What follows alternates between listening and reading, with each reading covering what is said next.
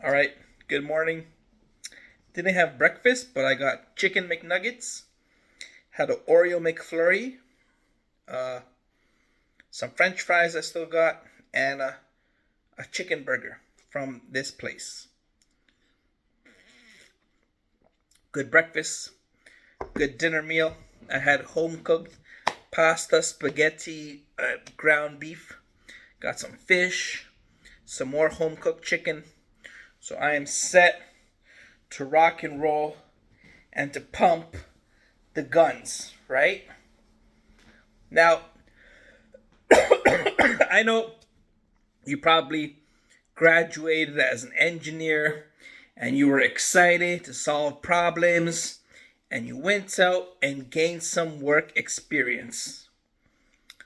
But what I see from people that are truly happy, that all fucking engineers want after about 5 years in the rat race, is just some freedom to do your own shit and make your own money. Make your own money and do your own shit. Not just from me, but if you go over YouTube and go Life of Software Engineers, you're going to see two different types of people. You're going to see the fucking guys who are 21 years old, coding, waking up at 5:30 a.m., going to the gym at 6 a.m., taking 4 showers a day, eating chicken quiche, spinach, quinoa salad with 7 eggs and some orange juice with fresh yogurt squeezed on top, and biking in the rain and walking their dog in the middle of the downtown New York, and going to the office and being in a $10 million suit and just fucking nya nya nya nya nya nya nya nya. You're gonna see those guys. You're gonna see those guys and girls. And then you're gonna see the 30-year-olds, right? The 30-year-olds. And you're gonna see they're writers. Like me, I'm a writer. They run YouTube instructional videos. They make instructional programs. They have their own courses and websites. They have their own hobbies that they turned into supplemental income. They go on golf vacations with their finance corporations. They have a wife and children and give these tips on YouTube on how to succeed in engineering. And it's not just about coding, and it's about having good communication skills, right? Being good communicator with your team, getting your thoughts across, solving problems, talking with your project managers about how you did your work, what you did well, what you could improve on, project reviews, and that shit, right? Because we all want later, after you've been doing it for 5 to 7 years, you just want some freedom and you want to work for yourself. And all this coding and technical design, you just realize is just some fucking, you're a slave. You're a slave. You're a little rat in a maze. You're a little rat in a maze. You're doing all this coding and software engineering and engineering design, and that's why maybe later you become project managers and you don't do no more engineering. You still got your brain, but you just manage people and work with people. That's the fun part. You work with people. You talk to people. So, I mean, and that's what we all want to do. So some things that we end up doing, we work in finance. So not just graduate and go to finance, but I mean, I see this shit all the time. You're a software engineer at Amazon. You're an engineer intern at Google, Facebook, Microsoft, IBM. And then all of a sudden you see on their LinkedIn, 2025, they are a director at a bank. They're a director at a bank. Because when you go to a bank, you just talk money, you go golfing, and you deal with people. You talk to investors, shareholders, stakeholders, and deal with people, and go to meetings and presentations and just deal with people and travel. And because you're an experienced engineer, you will get a high ranking role because it's fucking piss easy. It's piss easy for an engineer to work in finance because of your technical background and your analytical mind. So that's one option is you see on LinkedIn guys that were fucking grease monkeys for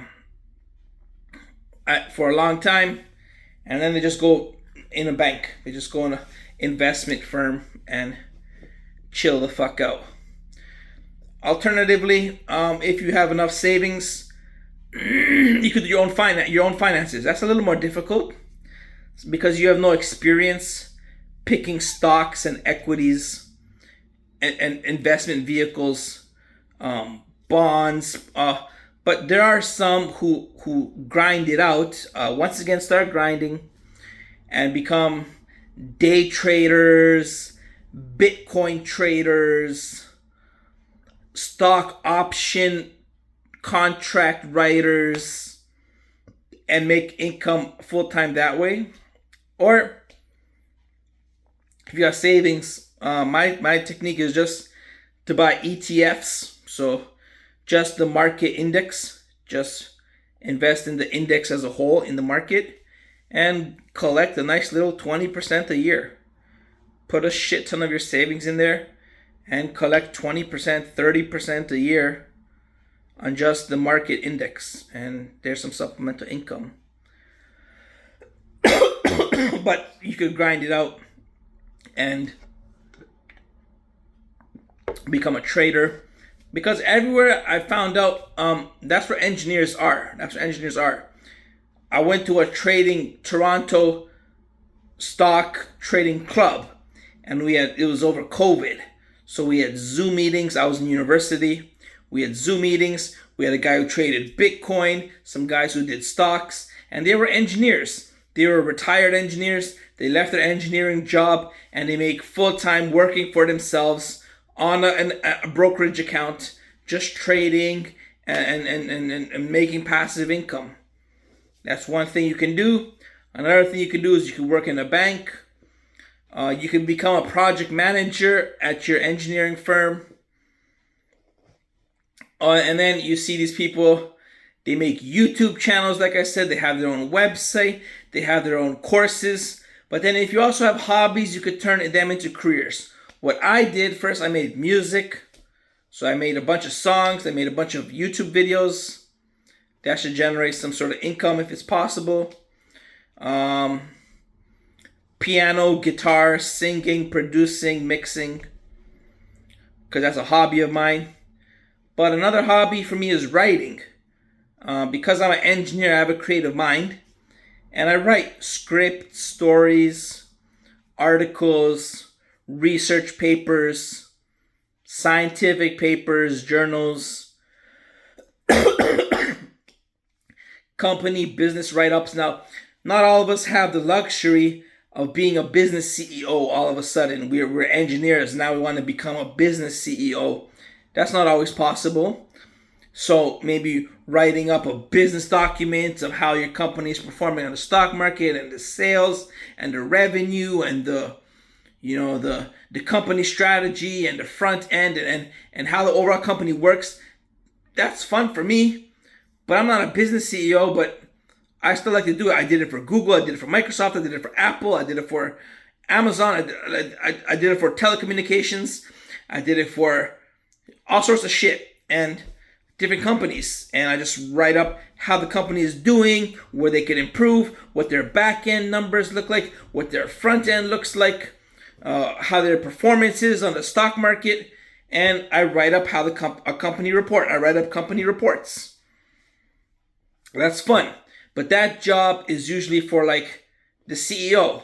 The CEO knows the company report and makes decisions based on the company report. The CEO or the CFO, the chief financial operator, the chief executive operator, the head of finance, head of strategy, whatever, vice president, chairman, those guys make those decisions, and they're in charge of reading the company report. So just going into finance, becoming project managers, or starting your own YouTube channels. And it's not just YouTube channels, technical YouTube channels. I mean creative YouTube channels. It could be artwork, it could be a shoe collection, it could be music, it could be editing and video editing, it could be streaming video games, it could be technology reviews, you could get sponsored by someone. And the thing is, all these pursuits you're good at because you're a fucking engineer. So you've been doing it for 5-7 years, and this has been your hobby for a long time. I'm just trying to say that you can make your hobby into your career, for the long run, and work for yourself and be happy doing it. And you don't gotta be a fucking grease monkey in a laboratory.